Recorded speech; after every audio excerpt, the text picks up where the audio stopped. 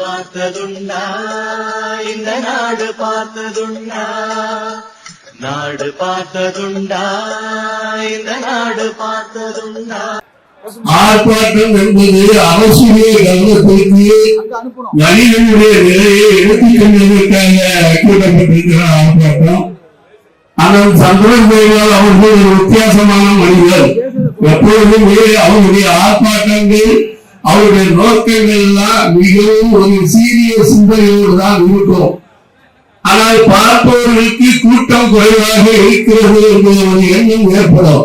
ஆக அது சிறுமையாக பார்ப்பார்கள். ஆனால் உண்மையிலே அண்ணன் ஜெயபால் அவர்கள் மிகவும் ஒரு வலிமையான இரும்பு மனிதர்.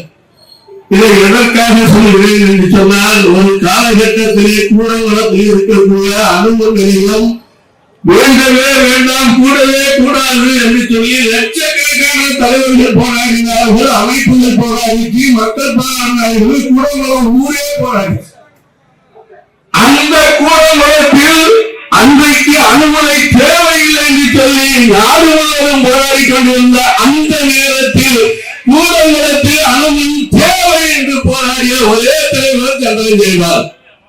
எவ்வளவு வித்தியாசமான போராட்டம் என்று பாருங்கள். யாரும் செய்திருக்க முடியாது. இன்னைக்கு அந்த கூடங்குளத்து மக்களே அந்த அனுமதியை எங்களுக்கு வேலை வேண்டும் வேலை வேண்டும் என்று போராடி கொண்டிருக்கிறார்கள். யாரெல்லாம் அனுமதி வேண்டாம் என்றார்களோ அவர்கள் எல்லாம் இன்றைக்கு வேலை வேண்டும் வேலை வேண்டும் என்று போராடி கொண்டிருக்கிறார்கள். ஆனால் அதை முன்கூட்டியே அறிந்த ஜெயபால் அண்ணன் அவர்கள் தான் அந்த போராட்டத்தை வேண்டும் என்று எடுத்தார். இது வரலாறு. அதே போன்று வணிகர்கள் பல உரிமைகளை பறிகொடுத்திருக்கிறார்கள். நான் பல வணிகர்கள் மீது வணிக சங்கங்கள் மீது ஆணித்தரமான குற்றச்சாட்டை எல்லாம் வைக்க முடியும். என்னிடத்திலே ஆதாரங்கள் இருக்கிறது. உரிமைகளுக்காக நிறைய உரிமைகளை வணிகர்களுடைய உரிமைகளை இழந்திருக்கிறார்கள். அதை முழுமையாக போராடி பெறவில்லை என்பதை நாம் எல்லோரும் புரிந்து கொள்ள வேண்டும். இதற்கு மூல காரணமாக என்ன இருக்கிறது என்று சொன்னால், 2012ஆம் ஆண்டு பாராளுமன்றத்திலே ஒரு அமெண்ட்மென்ட் வருகிறது. அந்நிய முதலீட்டாளர்கள் சிறு வணிகத்தில் அந்நிய முதலீடு வேண்டுமா வேண்டாமா என்கின்ற ஒரு அஜெண்டா பாராளுமன்றத்தில் வருகிறது. அன்றைக்கு பாராளுமன்றத்தில் வருகின்ற அஜெண்டாவை ஆதரிக்க கூடாது என்று சொல்லி தமிழ்நாட்டில் இருக்கக்கூடிய எந்த வியாபாரி சங்கமும் அன்றைக்கு அந்த முதலமைச்சரை சந்தித்து எந்த விதத்திலையும் ஒரு கடிதம் கொடுக்கவில்லை, முதலமைச்சரை நாடவில்லை. ஆனால் எங்களுடைய பெருந்தலைவர் மக்கள் கட்சியுடைய தலைவர் அருமைக்குரிய டாக்டர் என்ஆர் தனபாலன் அவர்கள் தமிழ்நாடு வியாபாரி சங்கம் என்கிற ஒரு சிறப்பான இயக்கத்தை நடத்தியதனுடைய அனுபவத்தின் பால் நாங்கள் அன்றைய முதலமைச்சரை சந்தித்து, ஐயா பாராளுமன்றத்தில் வருகின்ற இந்த தீர்மானம் நிறைவேறக்கூடாது, அந்நிய முதலீட்டில் சிறு வணிகத்தில் அந்நிய முதலீடு கூடாது, புரட்சித் தலைவர் ஜெயலலிதா அவர்கள் நாம் இருக்கின்ற வகையிலும் அந்நிய முதலீட்டை அனுமதிக்க மாட்டோம் என்று ஜெயலலிதா சொல்லியிருக்கிறார். அப்படியும் தாண்டி அந்த அமெண்ட்மென்ட் வந்தால் சிறு வணிகர்கள் வாழ்வு பாதிக்கும் என்று சொல்லி அன்றைய முதலமைச்சரை சந்தித்து நாங்கள் கடிதம் கொடுத்தோம். ஏன் சந்தித்து கடிதம் கொடுத்தோம்? அன்றைக்கு முதலமைச்சர் என்ன செய்தார்? அன்றைய முதலமைச்சர் அவருடைய நிலைப்பாட்டில் இருந்து அன்றைக்கு அந்த அமெண்ட்மென்ட் பாராளுமன்றத்தில் வருகின்ற பொழுது வெளிநடப்பு செய்தார். அவர் வெளிநடப்பு செய்யாமல் அந்த முதலமைச்சர் அன்றைக்கு அதை எதிர்த்திருந்தால் இந்த சிறு வணிகத்தில் அந்நிய முதலீடு ஒரு நிலை சமூகத்தில் ஏற்பட்டிருக்கிறார். ஏன் இதை எல்லாரும் புரிந்து கொள்ள மாட்டேங்கிறாங்க? ஏன் இந்த வணிக சங்கங்கள் ஆரம்பத்தில் போராட வேண்டிய இடத்தில் போராடாமல் ஆரம்பத்தில் அழிக்க வேண்டிய இடத்தில் அழிக்காமல் விட்டுவிடுவதனுடைய நிலைப்பாடுதான் இன்றைக்கு அந்நிய முதலீடு சிறு வணிகத்திற்குள்ளே நுழைந்து விட்டது. நூறு வந்துவிட்டது, நம்ம உறவு வருவோம். நூறு வந்தால் போராடுவோம், அடுத்து உறவு வரும், போராடி கொண்டே இருப்போம். ஆனால் இந்த போராட்டம் நாம் செய்து கொண்டே இருக்க வேண்டிய நிலை நமக்கு ஏன் ஏற்படுகிறது என்றால், மண்ணின் மைந்தர்களை அழிக்கின்ற முயற்சி. இது தமிழகம் கங்கணம் கட்டிக் கொண்டு செய்கிறது. படை தொழிலாளர்களுடைய வாழ்வை இழக்க செய்து 40 ஆண்டுகள் தாங்கிவிட்டது. படை தொழிலாளர் வாழ்வு முடிந்த நிலையில் படைத்தொழிலை விட்டு வணிகத்திற்கு வந்தோம். 40 ஆண்டுகள் வணிகத்திலே சிறு வணிகர்களாக இருந்து தெருத்தெருவாக வியாபாரம் செய்து ஓரளவு நல்ல முறையில் ஒரு வியாபாரத்தை செய்யவும் அளிக்கப்படும் என்றால் இந்த அரசு கவனிக்கிறது. ஆக இவர்களை பணித்தொழில் செய்ய முடியாமல் ஒழித்தோ அவர்கள் அங்கிருந்து வணிகம் செய்ய வந்தார்கள். இங்கே சிறு வணிகத்தை செய்தார்கள், இப்பொழுது பெரு வணிகத்தை செய்கிறார்கள்.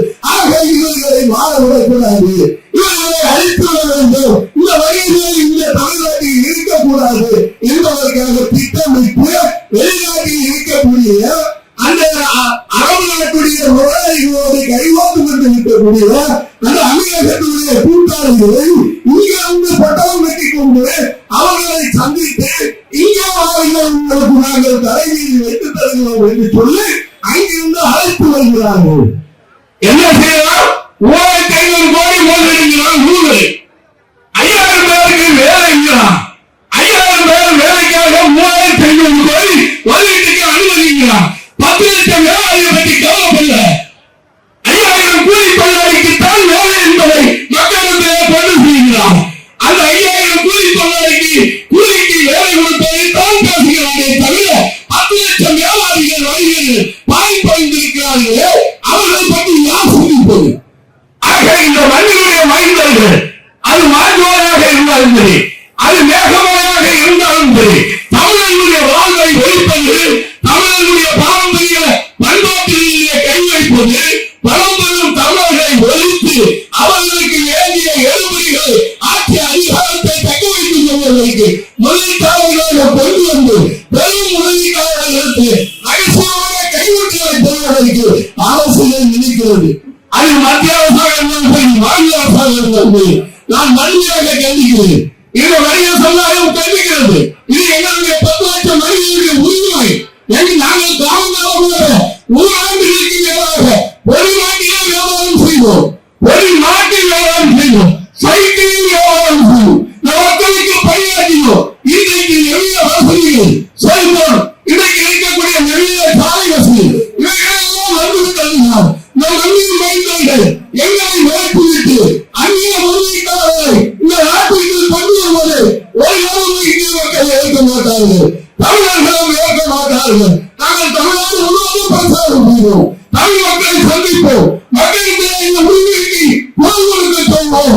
தொடர்ந்து இந்த போராட்டத்தை முன்னெடுப்போம். 100 இல்ல 4 இல்ல எந்த நோயிலையும் வரவ மாட்டோம். வந்தால் கருவியாக கட்டிப்போம். ஆனால் தமிழ் அவர்களுக்கு மொத்த உறுதுணையாக தமிழ்நாட்டு வழிகள் நிற்பார்கள் என்று கூறி 1900 நன்றி வணக்கம்.